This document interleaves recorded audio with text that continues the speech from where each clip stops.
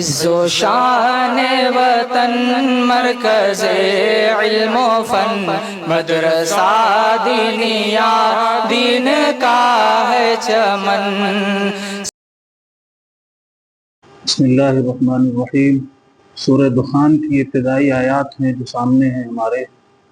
فرمایا اللہ تبارک و تعالیٰ نے حامیم، کھلی ہوئی کتاب کی قسم ہے، ہم نے اس کتاب کو، اس قرآن مجید کو نازل کیا ایک بابرکت رات میں، اور ہم ہی خبردار کرنے والے ہیں۔ اس رات میں حکمت بھرا کام تقسیم ہوتا ہے۔ مراد اس سے کیا ہے؟ کون سی رات ہے؟ اس سے مراد یہ لیلۃ القدر ہے، جس کو ہم اردو میں شب قدر کہتے ہیں، جو اتفاق سے آج اللہ کا فضل ہے کہ ہمیں آج سے حاصل ہونے والی ہے۔ آخری عشرہ رمضان کا شروع ہو چکا ہے، وہ لیلۃ القدر جس کا آج سے آغاز ہو رہا ہے۔ اس کے بارے میں اس آیت میں کہا گیا کہ ہم نے اس قرآن مجید کو اس بابرکت رات میں نازل کیا ہے۔ اس رات کی بڑی اہمیت ہے، اور اس میں جو قرآن مجید لوح محفوظ سے آسمان دنیا پر نازل ہوا، یہ کس لیے ہوا؟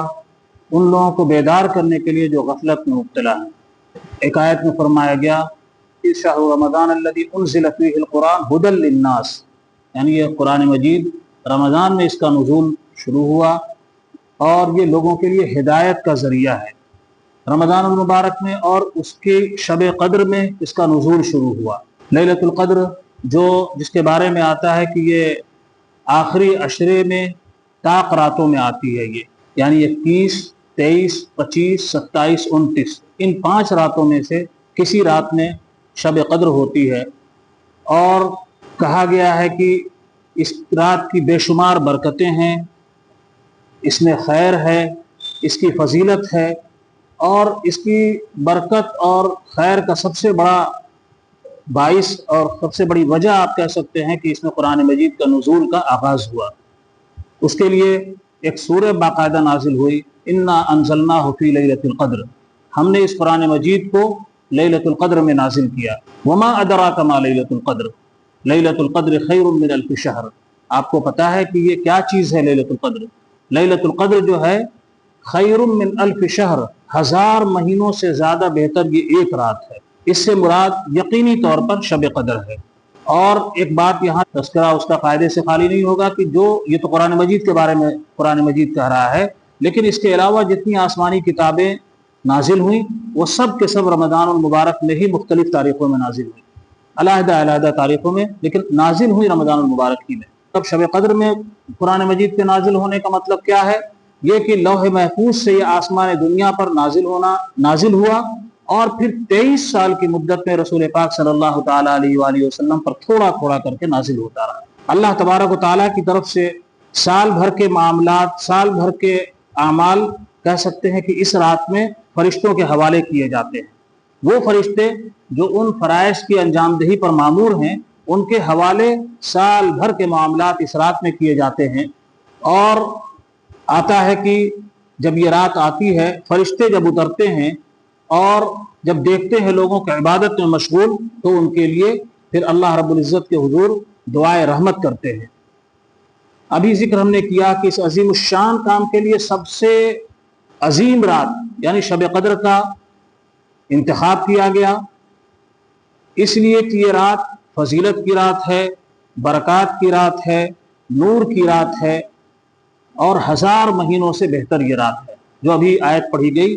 لہذا شب قدر سے ہمیں فائدہ اٹھانے کے لیے کہ قرآن مجید کے نزول کا یعنی اس کے نازل ہونے کا شکریہ ادا کرنے کے لیے ہمارے لیے یہ ایک بہترین موقع ہے جو شب قدر کی شکل میں ہمیں ملا ہوا ہے۔ وہ کیا موقع ہے کہ اس رات کو جاگ کر کے اللہ کے حضور عبادات کی جائیں، اللہ کے حضور قیام کیا جائے، نماز پڑھی جائے، ذکر کیا جائے، دعائیں کی جائیں، اللہ کو راضی کرنے کی کوشش کی جائے۔ لیلۃ القدر کے معنی کیا ہوتے ہیں؟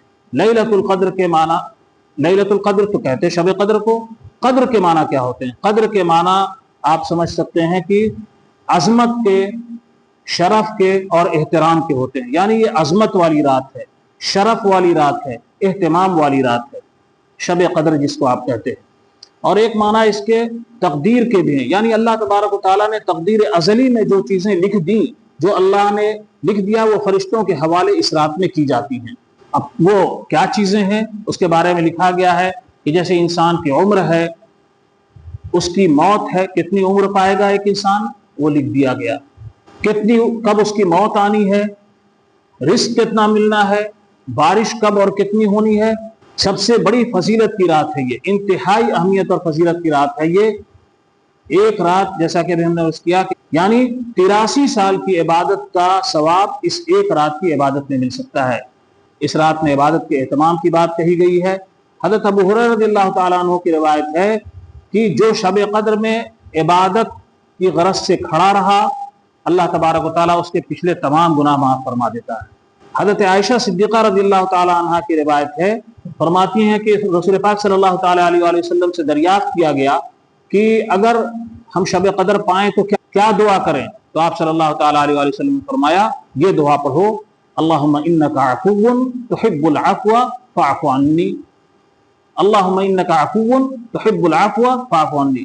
یعنی یہ اتنی جامع دعا ہے، اللہ تبارک و تعالیٰ سے انسان اپنی معافی کی درخواست کر رہا ہے، اپنی مغفرت کی درخواست کر رہا ہے، اور آپ کو معلوم ہے کہ اللہ تبارک و تعالیٰ کو یہ ادا بہت پسند آتی ہے بندے کی، جب وہ اپنے رب سے مانگتا ہے اور اپنی مغفرت چاہتا ہے اور معافی چاہتا ہے۔ ایک آیت اس کے اندر آئی ہے سورہ قدر میں، تنزل الملائکۃ والروح، فرشتے نازل ہوتے ہیں، اور روح سے مراد یہاں پر حضرت جبرائیل امین ہے۔ حضرت جبرائیل علیہ السلام اس رات میں نازل ہوتے ہیں فرشتوں کی ایک بڑی جماعت کے ساتھ، اور آتا ہے کہ زمین پر اترتے ہیں، اور جب اللہ کے بندوں کو یا اللہ کے بندیوں کو عبادت میں مشغول دیکھتے ہیں تو اللہ کے حضور ان کے لیے رحمت کی دعا کرتے ہیں۔ اس لیے اس حدیث کی روشنی میں ایک مسلمان کا شیوا ہونا چاہیے کہ جس قدر ممکن ہو سکے اس سے اس رات میں عبادت کا ضرور اہتمام کرے، اپنے رب کو راضی کرنے کی کوشش کرے۔ کیا عبادتیں ہو سکتی ہیں؟ نمازیں پڑھی جائیں، ذکر اللہ کا کیا جائے، درود شریف پڑھا جائے، صدقے کا اہتمام کیا جائے، اعمال خیر جو ہو سکتے ہیں کیا جائے۔ لیلۃ القدر کی تعیین کیا ہے؟ کہہ تو دیا گیا کہ اخیر راتوں میں کون سی ایک رات ہے، اس کی تعیین اٹھا لی گئی ہے، کوئی متعین رات نہیں ہے کہ کون سی ہے، اور شاید اس کے پیچھے حکمت ہے کہ اللہ کے بندے پورے اس اخیر عشرے میں اپنے رب کو یاد کر کے اور اس کو راضی کرنے کی کوشش کریں اور تلاش کریں۔ خود حضرت عائشہ صدیقہ رضی اللہ تعالیٰ عنہ کی روایت ہے جس میں انہوں نے فرمایا کہ اللہ کے رسول صلی اللہ علیہ وسلم نے فرمایا کہ تحروا لیلۃ القدر فی الوتر من العشر الاواخر فی رمضان، یعنی لیلۃ القدر کو رمضان المبارک کے آخری عشرے کی طاق راتوں میں تلاش کرو۔ طاق میں نے جب یہ عرض کیا کہ وہ ہے 21، 23، 25، 27، 29، ان 5 راتوں میں لیلۃ القدر کو تلاش کرنے کی کوشش کی جائے۔ اور اللہ کے رسول صلی اللہ علیہ وسلم کا معمول مبارک آتا ہے، حضرت عائشہ صدیقہ رضی اللہ تعالیٰ عنہا ہی کی روایت ہے جس میں آپ نے فرمایا کہ اذا دخل العشر احیا اللیل وایقظ اہلہ وجد وشد المئزر، یعنی جب یہ آخری عشرہ داخل ہو جاتا تھا تو رسول پاک صلی اللہ تعالیٰ علیہ وسلم کا معمول کیا ہوتا تھا؟ احیا اللیل، راتوں کو جاگ کر کے گزارتے تھے، پوری رات بیداری میں گزارتے تھے، اور اپنے گھر والوں کو بھی بیدار رکھتے تھے، گھر والوں کو بھی جگاتے تھے، یعنی کہ آپ عبادت کر لیجئے، اللہ کا ذکر کیجئے، نمازیں پڑھیے، تلاوت کر لیجئے، اور خوب محنت فرماتے تھے اور کمر کس لیتے تھے۔ مطلب یہ ہے کہ عبادت کے لیے بالکل اپنے آپ کو لگا دیتے تھے، اس کے علاوہ گویا کہ آپ کا کوئی مشغلہ اور کوئی شیوا نہیں ہوا کرتا تھا۔ تو اب اس کے بارے میں یہ بھی ایک بات سمجھ لینی چاہیے، کیا کوئی مخصوص اعمال ہیں اس شب قدر کے؟ اس کے بارے میں علماء نے لکھا ہے کہ کوئی مخصوص عمل نہیں ہے، جتنی آپ سے توفیق، اللہ آپ کو توفیق دے، نمازیں پڑھ لی جائیں، نوافل، قرآن مجید کی تلاوت کر لی جائے، ذکر کا اہتمام کیا جائے، درود شریف پڑھ لیا جائے، وہ ہے۔ اور بہتر یہ بھی ہے، صحیح تو یہ ہے کہ پوری رات جاگ کر کے گزاری جائے اللہ کے حضور۔ ہم کمزور ہیں، ہمارے اندر اتنی طاقت اور توانائی نہیں، ایسا نہیں ہو سکتا، تو کم از کم آخری درجہ ہی، اس کو یہ نہ سمجھا جائے کہ یہی بس کر لیا جائے تو ہو گیا کام، کوشش کی جائے کہ جاگا جائے پوری رات۔ اگر اتنے قوا مضبوط ہیں، اللہ نے توفیق دی ہے، ہمت دی ہے، تو جاگ کے گزارا جائے۔ نہیں ہو سکتا تو کم از کم آخری درجے میں اتنا اہتمام ضرور کیا جائے کہ عشاء کی جماعت کے ساتھ نماز پڑھی جائے، تراویح کی نماز پڑھی جائے، جو توفیق ہو نوافل پڑھی جائیں، کچھ تلاوت کر لیا جائے، کچھ ذکر کر لیا جائے اس وقت، یا ادھر سحر میں اٹھ کر کے تہجد پڑھ لی جائے، کچھ ذکر کر لیا جائے، تلاوت کر لی جائے، درود شریف پڑھ لیا جائے، اور پھر فجر جماعت کے ساتھ پڑھا جائے تو لکھا ہے علماء نے کہ اللہ سے امید ہے کہ اس کو شب قدر کی برکت اور ثواب حاصل ہو جائے گا۔ تو یہ جو 5 راتیں خصوصیت کے ساتھ آنے والی ہیں، جن میں سے آج ایک پہلی شب ہے اور اس کے بعد 4 راتیں اور آئیں گی جس کو شب قدر کہا جاتا ہے، اس کی اللہ تبارک و تعالی ہم سب کو اہتمام کی اور اس میں عبادت کی اپنی قوت بھر عبادت کی توفیق عطا فرمائے۔